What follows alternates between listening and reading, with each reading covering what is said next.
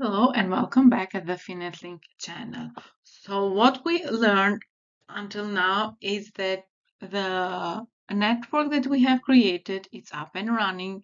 We have concurrent layer 2 redundancy without layer 2 loops, and all devices will get the address dynamically.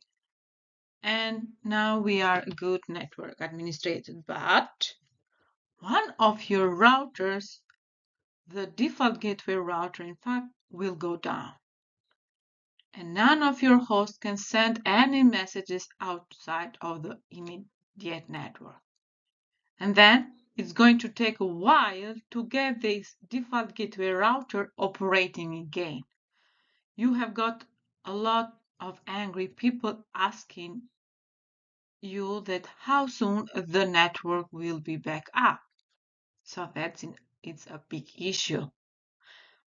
But we can avoid this problem easily. And how come? By using the first hop redundancy protocol as a solution. And here in this material, we will discuss what this protocol does and all the types of first hop redundancy protocols that are available too.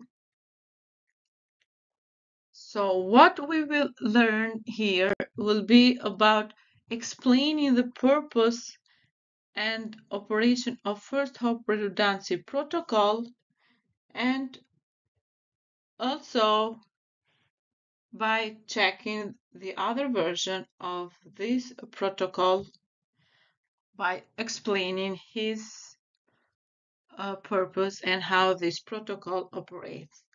So without losing any more minutes, let's go deeper with this material. The first thing that we need to do is about first hop redundancy protocol is the default gateway limitation. How you will understand this. If a router or a router interface that serves as a default gateway fails, the hosts configured with that default gateway are isolated from outside network. And a mechanism is needed to provide alternate default gateway in switched network where two or more routers are connected to the same VLAN. That mechanism is provided by first hop redundancy protocol. In a switched network, each client receives only one default gateway. There is no way to use a secondary gateway, even if a second path exists to carry packets over the local segment. And here, as you can see, router 1 is responsible for routing packets from PC1. If router 1 becomes unavailable, so the links fail, the routing protocol can dynamically convert. Router 2 now routes packets from outside networks that would have gone through router 1. However, traffic from the inside network associated with the router 1, including traffic from workstation servers and printers configured with router 1 as their default gateway, are still sent through this router and they are dropped. So for the purpose on the router redundancy, there is no functional difference between a layer 3 switch and a router at the distribution layer. But in practice, it's common for a layer 3 switch to act as a default gateway for each VLAN in a switch network. And we have to know that end devices are typically configured with a single IPv4 address for a default gateway. This address does not change when the network topology changes.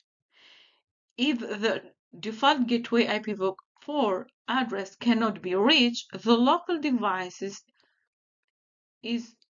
will be enabled to send packets of the local network segment, effectively disconnecting it from other networks. Even if a redundant router exists that could serve as a default gateway for that segment, there is no dynamic method by which those devices can determine the address of a new default gateway.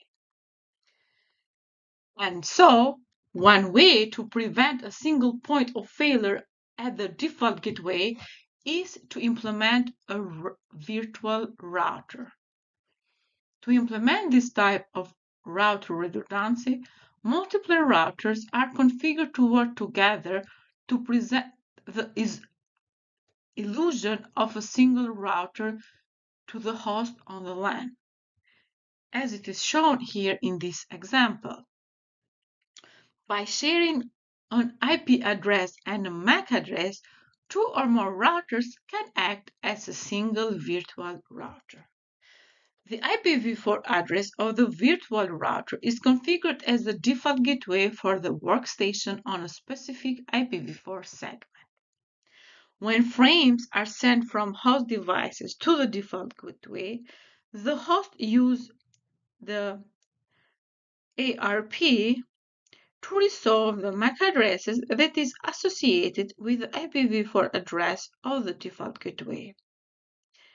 The FHRP resolution returns the MAC address of the virtual router. Frames that are sent to the MAC address of the virtual router can then be physically processed by the currently active router within the virtual router group. A protocol is used to identify two or more routers as the devices that are responsible for processing frames that are sent to the MAC or IP address of a single virtual router. Host devices send traffic to the address of the virtual router. The physical router then forwards this traffic is transparent to the host devices. A redundancy protocol provides the mechanism for determining which router should be the active role in the forwarding traffic. It also determines when the forwarding role must be taken over by a standby router. The transition from one forwarding router to another is transparent to the end devices, and the ability of a network to dynamically recover from the failure of a device acting as a default gateway is known as first hop redundancy. When the active router fails, the redundancy protocol transitions the standby router to the new active router role, as it is shown here in this figure. And there are some steps that take place when the active router fails. The first step is that the standby router stops seeing hello messages from the virtual router.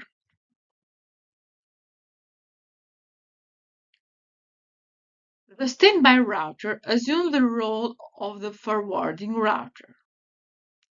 Because the new forwarding router assumes both the IPv4 and MAC address of the virtual router, the host devices see no disruption in the service. And all of this, it is explained here. As you can see, this router, which is the standby routers, fail.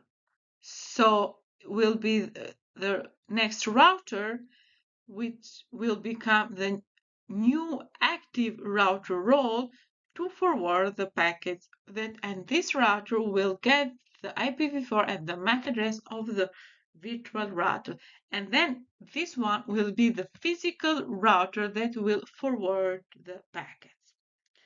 The first hop redundancy protocol used in a production environment largely depending on the equipment and needs of the network.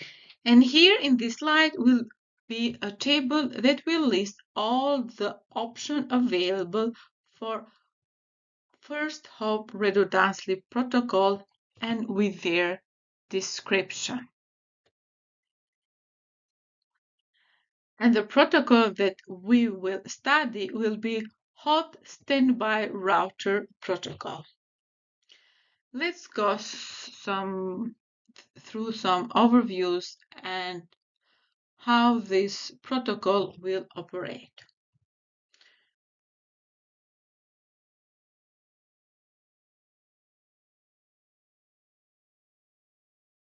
Cisco devices provide host standby router protocol for both IPv4 and IPv6 network as a way to avoid losing outside network access if your default router fails.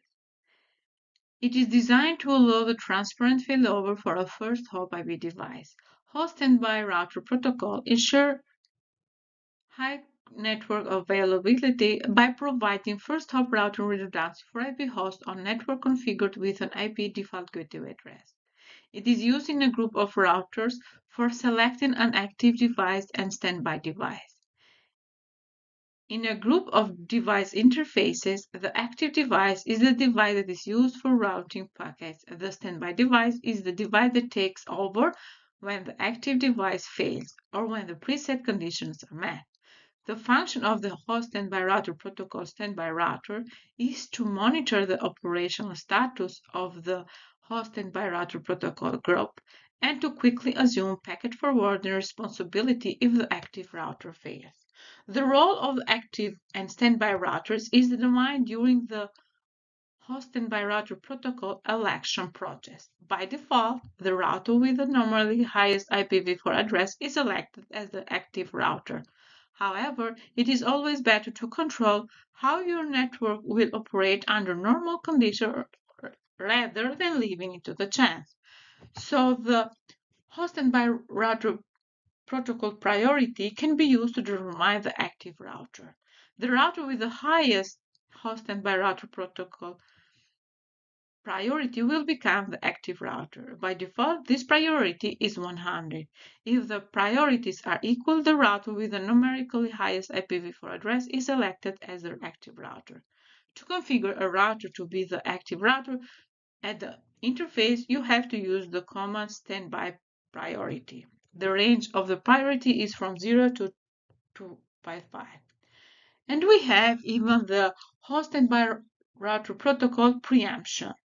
Because by default, after a router becomes the active router, it will remain the active router even if another router becomes online with the highest host standby router protocol priority. To force a new election process to take place when a higher priority router comes online, preemption must be enabled by using in the interface command standby preempt. Preemption is the ability of an host standby router protocol router to trigger the re-election process. With preemption enabled, a router that comes online with a higher priority will assume the role of the active router. Preemption only allows a router to become the active router if it has higher priority. A router enabled from preemption with equal priority but a higher IPv4 address will not preempt an active router. Let's refer to this topology. Router 1, as it's seen, has been configured with the priority of 150, while router 2 has the default priority as 100. Preemption has been enabled on router 1. With a higher priority, router 1 is the active router and router 2 is the standby router. Due to a power failure affecting only router 1, the active router is no longer available and the standby router, which is router 2, assumes the role of the active router. After power is restored, router 1 comes back online. Because router 1 has a higher priority and preemption is enabled, it will force the new election process. And since router 1 will resume the role of the active router, the router 2 will fall back to the role of the standby router. A router can either be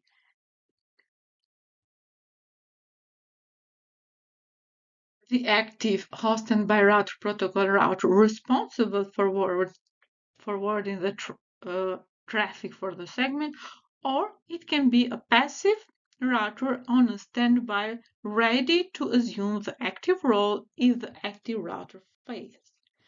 When an interface is configured with host and by router protocol or first activated with an existing host and by router protocol configuration, the router sends and receives host and by router protocol hello packets to begin the process of determining which state it will assume in the host and by router group.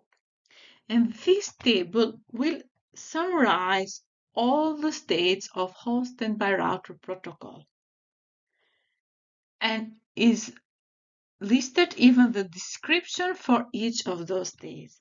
The active and standby host and by router protocol routers send hello packets to the host and by router protocol group multicast address every 3 seconds by default. The standby router will become active if it does not receive a hello message from the active router after 10 seconds. You can lower this timer setting to speed up the failover or preemption. However, to avoid increased CPU usage and unnecessary standby state changes, do not set the hello timer below 1 second or the whole timer below 24 seconds. And that is all for the information of the first hop redundancy protocol. See you to the next session where we'll do some practice about configuring the host and by router protocol. And till that time, see you soon. And do not forget to subscribe to this channel and share it with your friends if you like the video.